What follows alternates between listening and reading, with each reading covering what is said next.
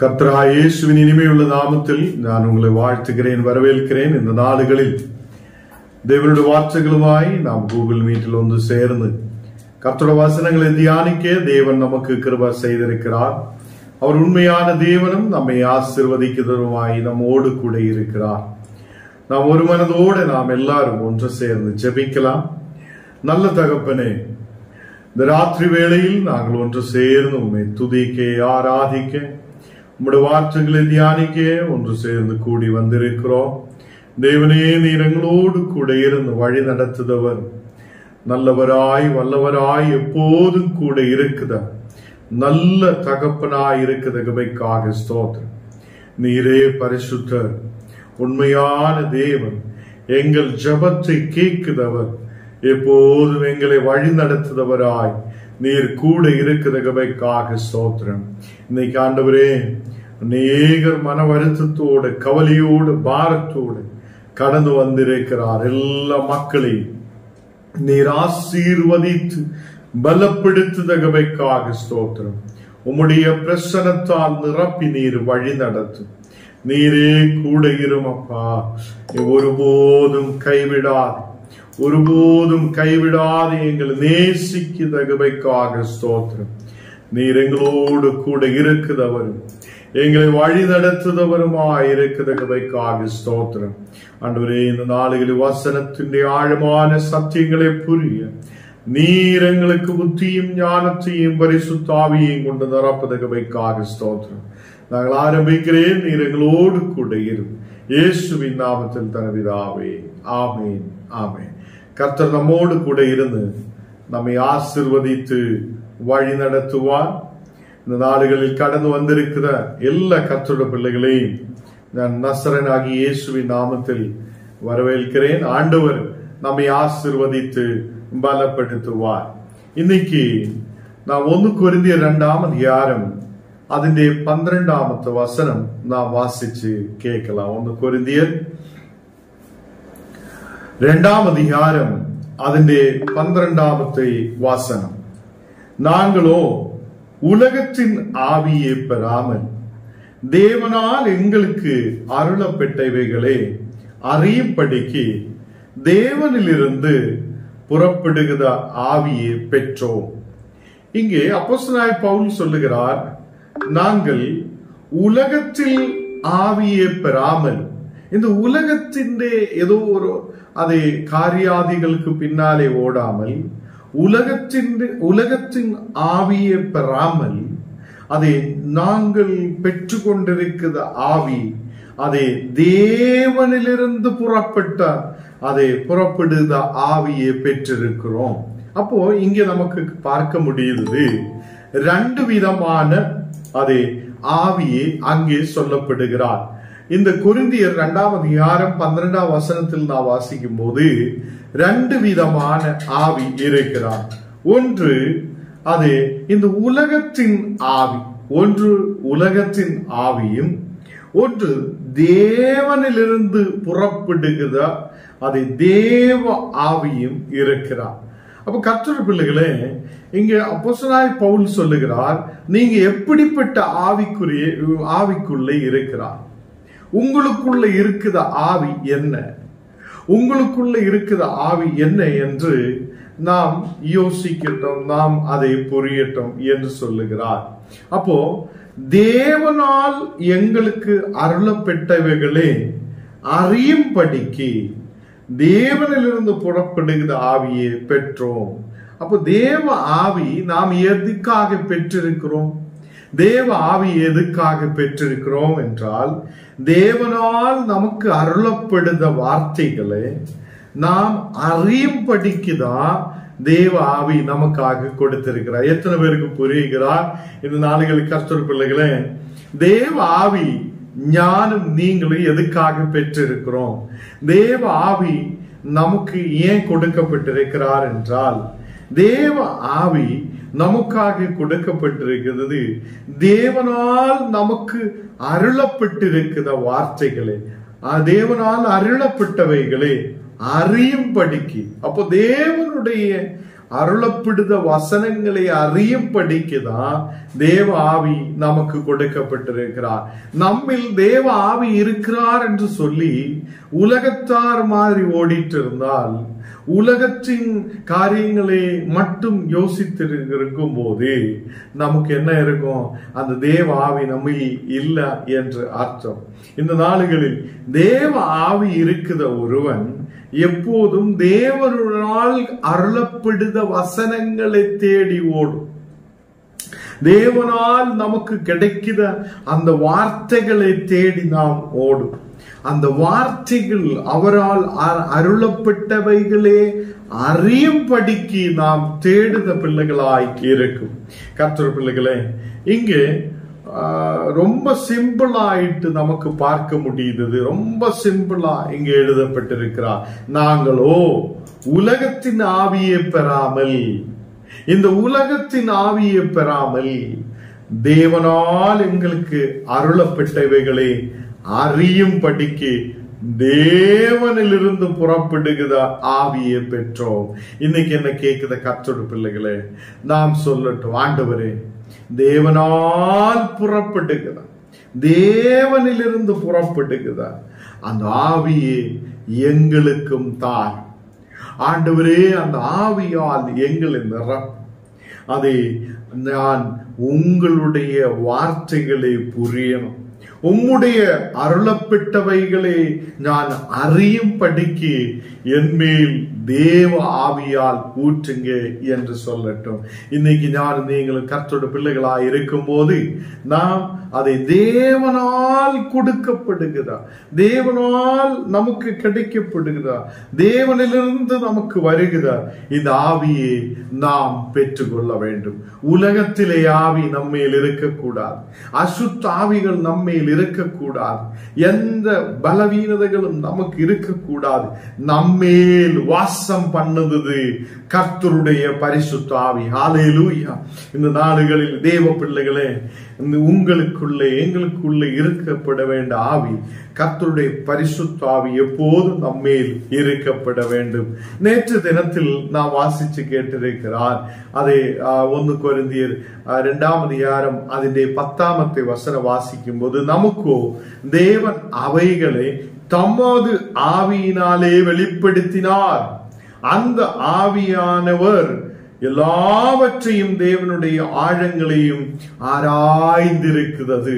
கர்த்தர் இங்கே சொல்லப்படுகிறார், அந்த ஆவியானவர் தேவனுடைய ஆழங்களை ஆராய்ந்திருக்கிறார் என்று சொல்லப்படுகிறார்.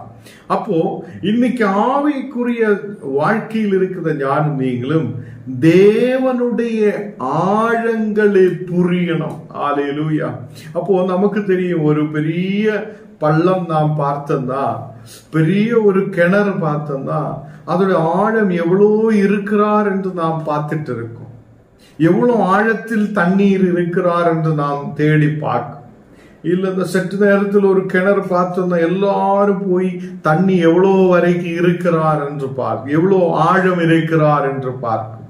இன்னைக்கு நீங்களும் கர்த்தருடைய பக்கத்தில் வந்திருக்கிறார், தேவனுடைய பக்கத்தில் வந்திருக்கிறார், தேவனை புரிகிறார், தேவனை ஆராதிக்கிறார். அவருடைய ஆழங்களை நாம் புரியணும். ஹல்லேலூயா. அவருடைய ஆழங்களை நாம் புரியணும். கர்த்தருடைய ஆழங்களை புரியணும் என்றால் நம்மேல் அவருடைய ஆவி இருக்க வேண்டும். தேவனுடைய ஆவிதான் நமக்கு எல்லாம் வெளிப்படுத்துவதா இருக்கிறது. தேவனுடைய ஆவி நம்மேல் இருக்க வேண்டும். அந்த ஆவியானவர் எல்லாவற்றையும், தேவனுடைய ஆழங்களையும் ஆராய்ந்திருக்கிறார். கர்த்தருடைய பிள்ளைகளே, இந்த நாடுகளில் எல்லாவற்றையும் ஆராய்ந்து அறிகிறார் ஒரு ஆவியானவர் நமக்காக இருக்கிறார். தேவனுடைய ஆழங்களை நாம் புரியட்டும், தேவனுடைய ஆழங்களை நாம் புரியட்டும். அவருடைய ஆவியை நாம் பெற்றுக்கொண்ட பிள்ளைகளாய் நாம் மாற்றப்படட்டும். கர்த்தர் பிள்ளைகளை, இந்த நாடுகளில் இங்கே நாம் வாசிச்சு கேட்ட வசனத்தில் உலகத்தின் ஆவி நமக்கு தேவையில்லை, உலகத்திலே ஆவி நமக்கு தேவையில்லை. உலக பிரகாரமான சில வார்த்தைகள், வாக்குகள், போக்குகள், வரவுகள் ஒன்றும் நமக்கு தேவையில்லை. அப்போ மனுஷனுடைய ஆவி எவனுக்குள்ள இருக்குதோ அவன் எல்லாம் மனுஷனுக்குரியதை தேடி ஓடப்படும். மனுஷனுக்குரியதே அவன் யோசிக்க ஆரம்பிக்கும். இங்கே வசனம் சொல்லுது, அப்படி போல தேவனுடைய ஆவி அன்றி ஒருவனும் தேவனுக்குரியவைகளே அறிய மாட்டான். அப்போ தேவனுடைய ஆவி ஒருவனுக்குள்ள இருக்க மாட்டார் என்றால் அவன் தேவனை குறித்து அறிய மாட்டான். தேவனுடைய ஆவி எவனுக்குள்ள இருக்குதோ அவன் தான் தேவனை தேட ஆரம்பிக்கும். அல்லேலூயா. இந்த ராத்திரி வேளையில் நாம் தேவனுக்குரியதே யோசிக்கிற பிள்ளைகளாய் மாற்றப்படட்டும். தேவனுக்குரியதே யோசிக்குதா, தேவனுக்குரியதே சிந்திக்குதா, தேவனுக்குரிய வார்த்தைகளை யோசிக்கிற பிள்ளைகளாய் மாற்றப்படட்டும். அப்பதான் ஞானம் நீங்களும் கர்த்தரே அறிவார்.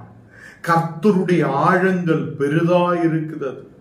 கர்த்தருடைய ஆழங்கள் என்று சொல்லிய ஒரு கடலுடைய ஆழத்தை நாம் பார்த்தோம்னால் எவ்வளோ ஆழமாயிருக்கிறார்.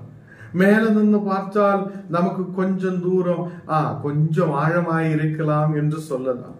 முன்னாடி போய் பார்க்கும்போது நம்ம இதுவரைக்கும் தண்ணி வந்து அதுக்கு மேல வந்து அப்படியே ஆழங்கள் அநேகமாய் இருக்கிறது, பெரிய ஆழங்களாய் இருக்கிறது.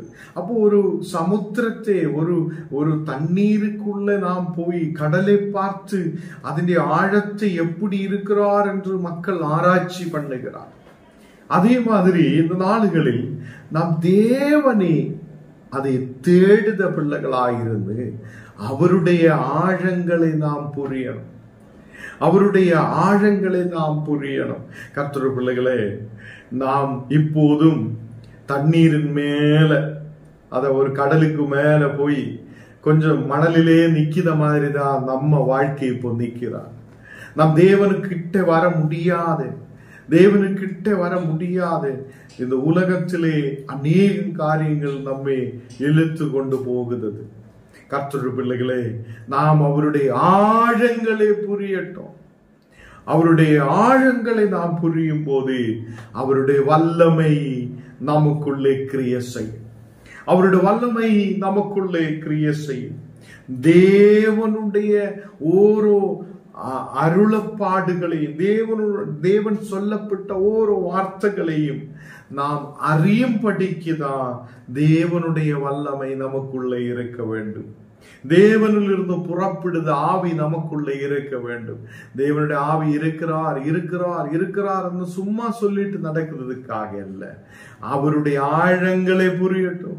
அவருடைய வசனங்களுடைய ஆழங்களை புரிந்து அதில் விசுவசித்து அதை அப்படி முன்னாடி போகிறதுக்கு தான் எனக்கும் உங்களுக்கும் இந்த ஆவியை கர்த்தர் கொடுத்திருக்கிறார்.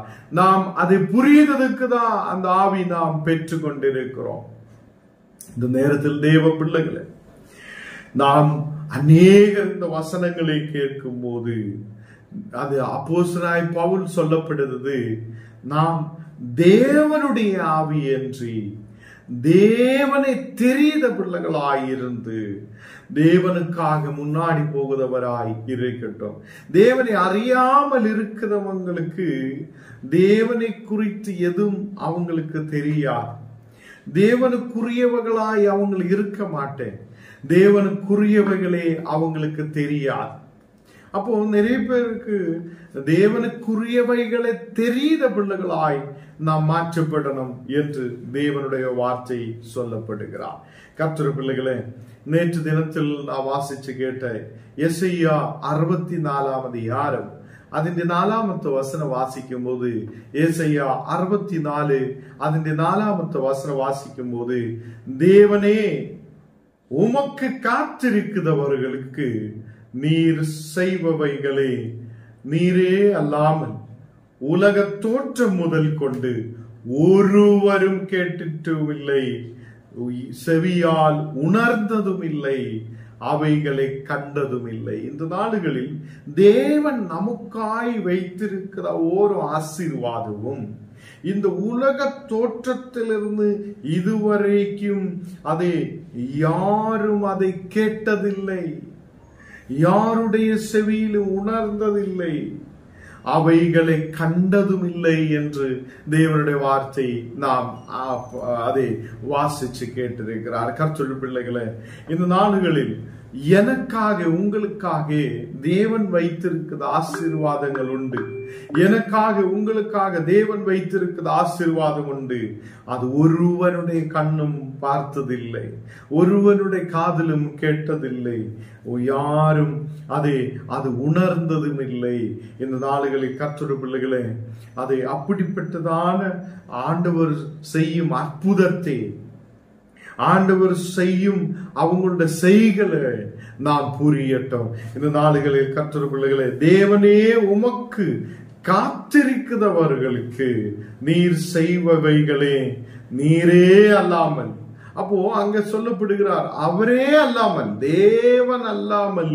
இங்க நான் வாசிச்சு கேட்ட வசனம் 1 கொரிந்தியர் 2ஆம் அதிகாரம் அதிலே 12ஆம் வசனம், நாங்களோ உலகத்தின் ஆவியை பெறாமல் தேவனால் எங்களுக்கு அருளப்பட்டவைகளை அறியும்படிக்கு தேவனிலிருந்து புறப்படுகிற ஆவியை பெற்றோம். இன்னைக்கு நான் வாசிச்சு கேட்ட வசனம், அதை நாங்கள் உலகத்தின் ஆவியை பெறாமல், அப்போ உலகத்தின் ஆவியை பெறாமல் நாம் தேவனால் நமக்கு அருளப்பட்ட ஒவ்வொரு வசனங்களையும் அறியும்படிக்கு தேவனிலிருந்து புறப்படுகிற அதை ஆவியை நாம் பெற்றிருக்கிறோம். கர்த்தருடைய பிள்ளைகளே, தேவனிலிருந்து புறப்படுகிற ஆவியை நாம் பெற்றுக்கொண்டு கர்த்தருடைய பிள்ளைகளாய் இருக்க நமக்கு கர்த்தர் கிருபை செய்வார். நாம் எல்லாவரும் ஜெபிக்கலாம். ஆண்டவரே, இந்த நேரத்தில் அப்பா உம்முடைய வார்த்தைகளே நாங்கள் தியானிக்க நீர் எங்களுக்கு கிருபை செய்ததுக்காக ஸ்தோத்திரம். ஆண்டவரே, இந்த நேரத்தில் அப்பா வந்திருக்கிற ஒவ்வொரு பிள்ளைகளையும் நீர் ஆசீர்வதியும். எல்லா மக்களுக்கும் கர்த்தரே ஞானத்தை கொண்டு நிரப்பும், சரீர பலவீனதைகளை மாற்றும். இந்த நேரத்தில் எல்லா சோர்வுகள் மறையப்படட்டும். எல்லா மக்களுடைய மேலும் தேவனிலிருந்து புறப்படுதா அதை ஆவியை பெற்றுக்கொள்ள நீர் கிருபை செய்ததுக்காக ஸ்தோத்திரம். ஒரு விசேஷமான வல்லமை ஒரு மக்கள் மேல் ஊற்றப்படுதவைக்காக ஸ்தோத்திரம். தெய்வீக கிருபை ஒரு மக்கள் மேல் இறங்கி வந்தவைக்காக ஸ்தோத்திரம். எல்லா மக்களையும் பலப்படுத்தும், எல்லா இந்த பிள்ளைகளையும் ஆசீர்வதியும். இன்னைக்கப்பா ஞானத்தை கொண்டு நிரப்பு, தெய்வீக வல்லமையை கொண்டு நிரப்பு. இந்த மக்கள் ஆசீர்வாதத்தோடு இருக்க கிருபை செய்யும். யாரெல்லாம் வியாதியோடு பலவீனதையோடு இருக்குதோ அந்த மக்களை நீர் தொடுதவைக்காக ஸ்தோத்திரம். ஒரு விசேஷமான கிருபையால் நிரப்பட்டும். வியாபாரங்களுக்காக, பிசினஸ்க்காக கடந்து சென்ற ஓரோ மக்களையும் உம்முடைய கரத்தில் ஒப்பு கொடுக்கிறேன். நல்ல வியாபாரங்கள் நடக்கப்பட, ஆசீர்வதிக்கப்பட, தேசத்தில் உயர்ந்து வரப்பட, எல்லா கட பிரச்சனைகள் மறையப்பட நீர் கிருபை செய்யும். எல்லா இந்த மக்களையும் ஆசீர்வதித்து பலப்படுத்தும். இந்த ராத்திரி வேளையிலப்பா எல்லா மக்களையும் நீர் பாதுகாத்து வழி நடத்துவதற்காக ஸ்தோத்திரம். உமது பிரசன்னம் எல்லா மக்கள் மேல் ஊற்றப்படுவதற்காக ஸ்தோத்திரம். இயேசுவின் நாமத்தில் தன பிதாவே, ஆமென்.